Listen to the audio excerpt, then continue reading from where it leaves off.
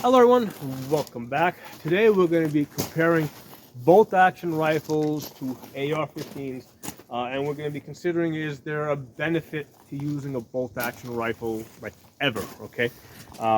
So I do own a couple of bolt-action rifles. I do own some lever-action rifles. I have not shot them much in the last, I don't know, 8 years. Prior to that, I would shoot them a lot more often.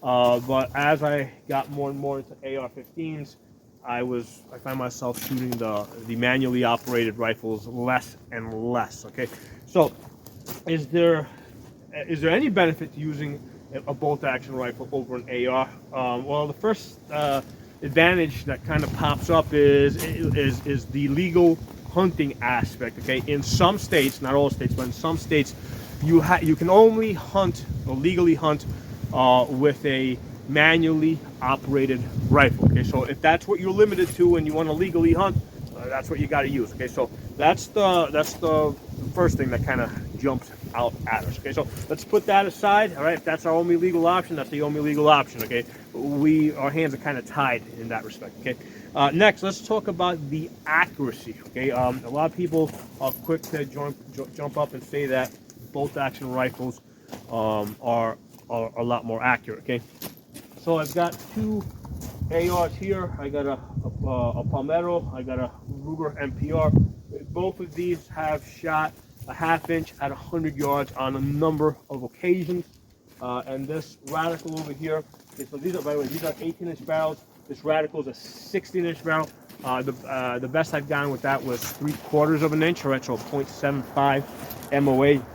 And I've done it enough times that I can say that the rifles are, if I do my job and the wind is cooperating, the rifles will deliver. Okay, now that is with 77 grain Sierra Maskins, so I have to be using match grade ammo in order to make these rifles get that type of accuracy. Now with the bolt actions, pretty much the same applies in the sense that, like, when I used to shoot them a lot, like, I don't know, some 10, 15 years ago, I would just shoot them with the cheap Walmart crap. And they would come in at 2 to 3 inches, right? A lot of times I would get 3-inch groups. Occasionally I would get down at 2 inches. I never shot them with match grade ammo. So I'm pretty sure that if I shot them with match grade ammo, they would shoot just as well, right? And I'll even go further than that, and I'll say they will shoot even better, because I've seen other people, say that they get like a 1/4-inch group at 100 yards. So I will accept that. I will accept that the bolt action rifle or lever action or manually operated rifle, right, is capable of doing a little bit better than an AR-15 if you're using the right ammunition. So let's consider that difference in accuracy. So we got a half-inch at 100 yards versus, let's say, the bolt does a 1/4 inch. Does it make a difference? I don't think so, man. Most hunting is going to be done inside of 200 yards. Out here where I'm at, I had to cut a line just to shoot 200 yards, right? I had to do a lot of work to just carve out, like, I think I'm about 3 feet, a 3-foot wide path, so I can shoot 200 yards. Under most natural situations, in most cases, you're not going to see 100 yards. In very rare circumstances in the woods, you're going to see 200 yards. You pretty much got to be shooting like, off a mountainside or something like that. But it's very rare that you're going to be hunting more than 200 yards.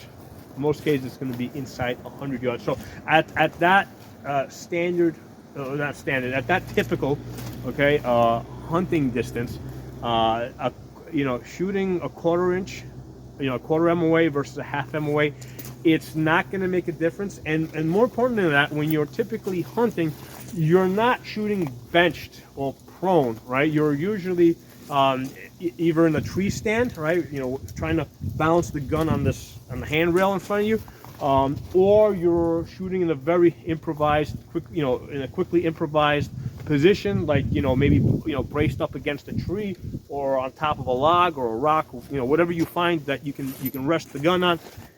So typically when you're shooting, you're not, typically when you're hunting, you're not going to be shooting in an ideal position where you can get the best possible groups that you can get. A lot of times I question how people get those 1/4 inch groups. I mean, do they put the gun in a sled, right, where it's like in a vise and locked in? Because I don't shoot off of a sled. I usually just bag the gun front and back. And let me tell you, even like at 100 yards, when I'm getting those 1/2 inch groups, I mean, it's really hard to keep that gun perfectly still.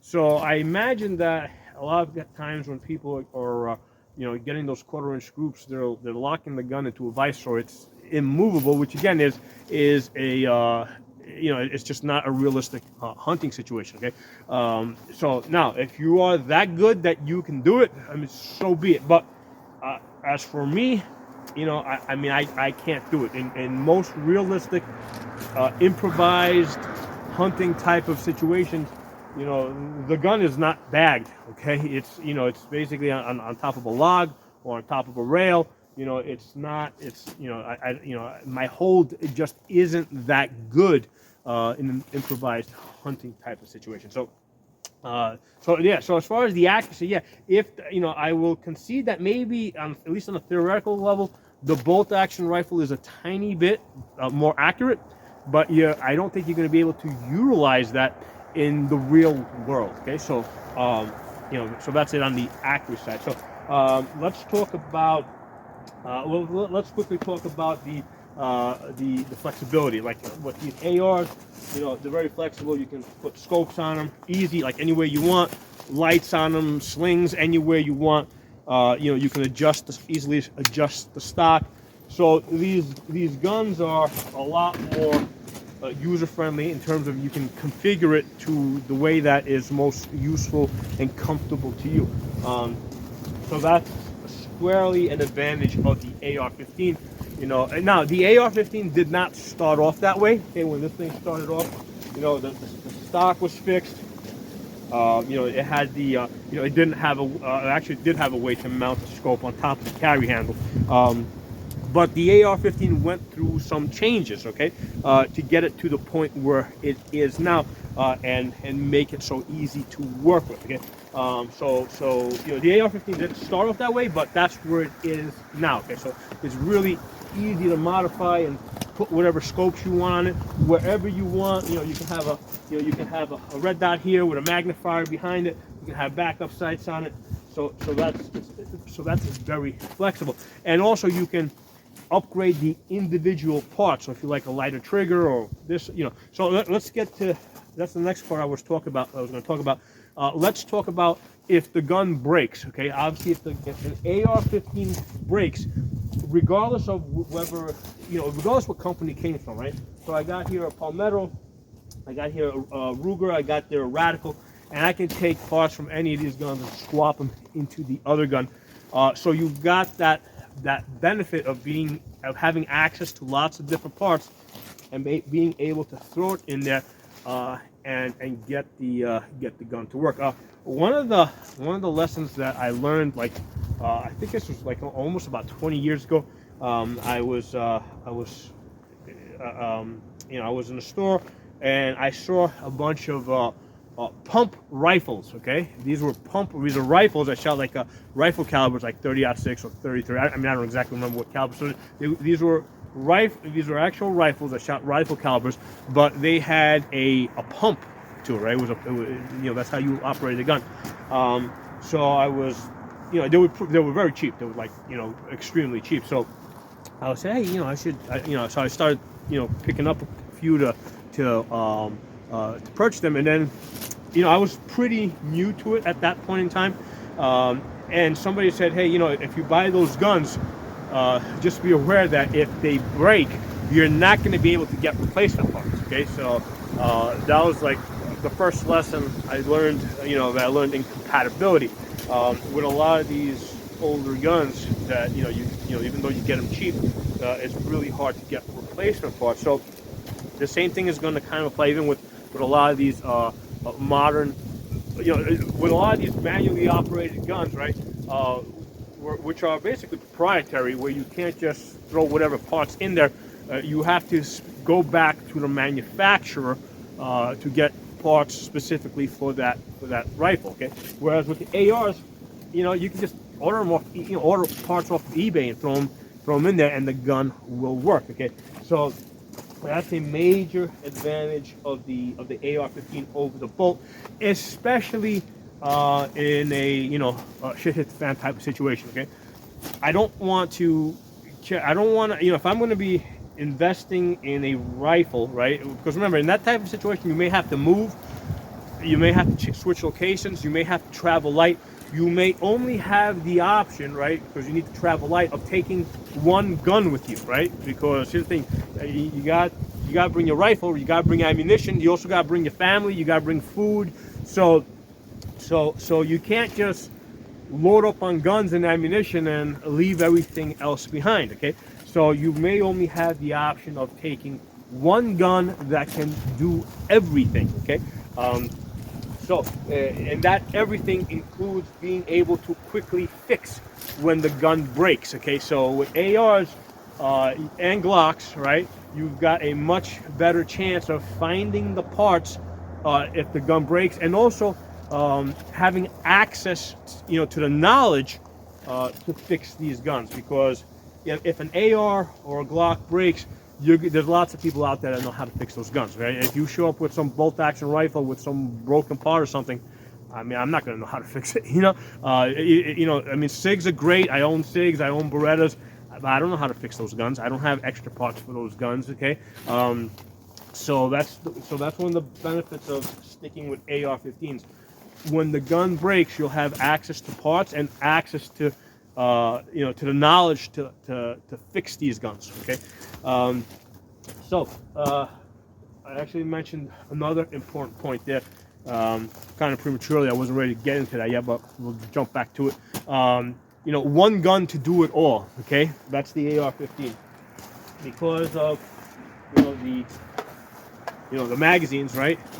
You've got standard capacity over here, 30 rounds, and then you've got shorter ones here, like this one, like this 20 rounder, which is also a great convenience, because you can get lower to the gun with this if you need to. You can throw this in your back pocket. This will completely disappear into your back pocket. So you've got the benefit of a lot of firepower. So especially if you're looking for one gun to do it all, okay, this is going to provide you the best self-defense. Okay, and then what you can do is you can load this one up here, the 30 rounders, with like your military ammo or your target ammo, right? And then the 20 rounders, you load that up with your match ammo for distance shooting. Okay, so with the match ammo, all three of these guns will quite easily be able to hit a man-sized target out to 550 yards. That's how I've tested these out to 550 yards.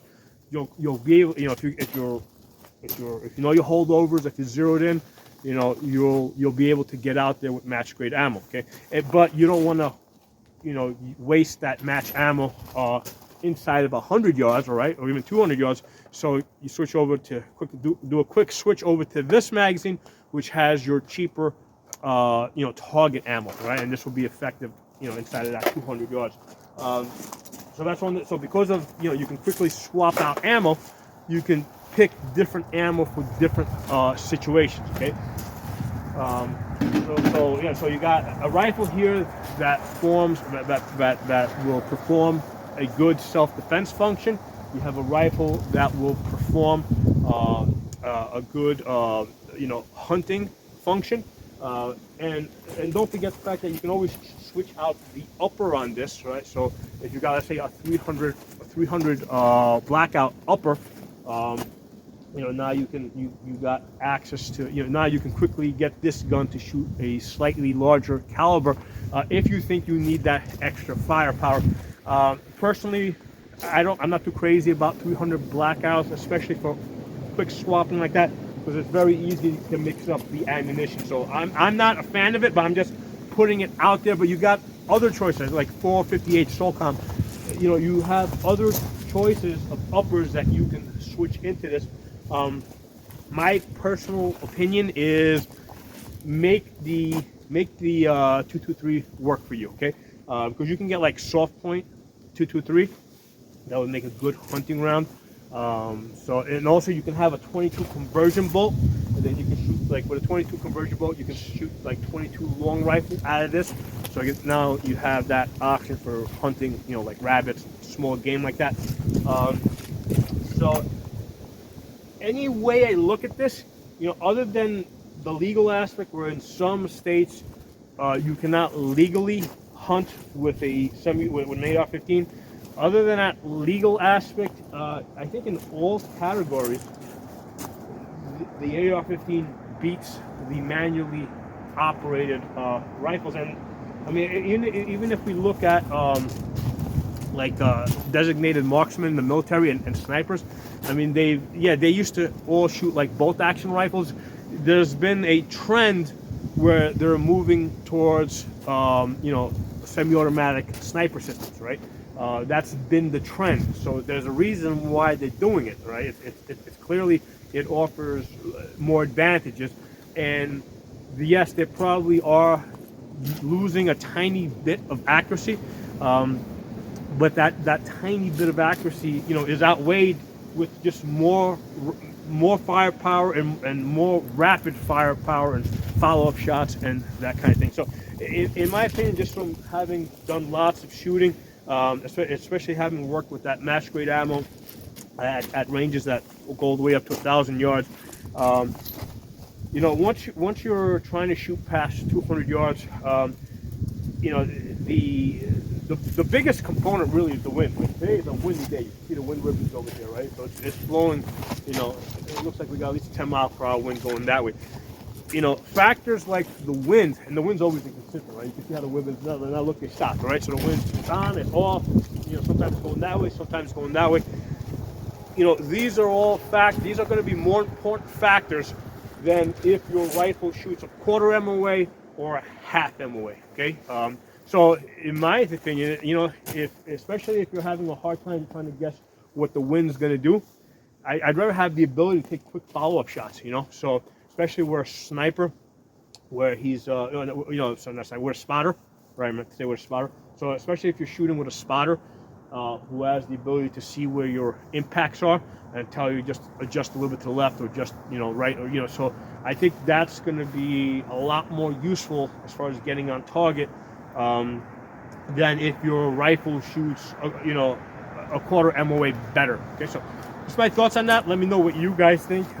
You know, I mean, everybody's welcome to their opinions. Okay, by no means am I saying that my way is the one and only way.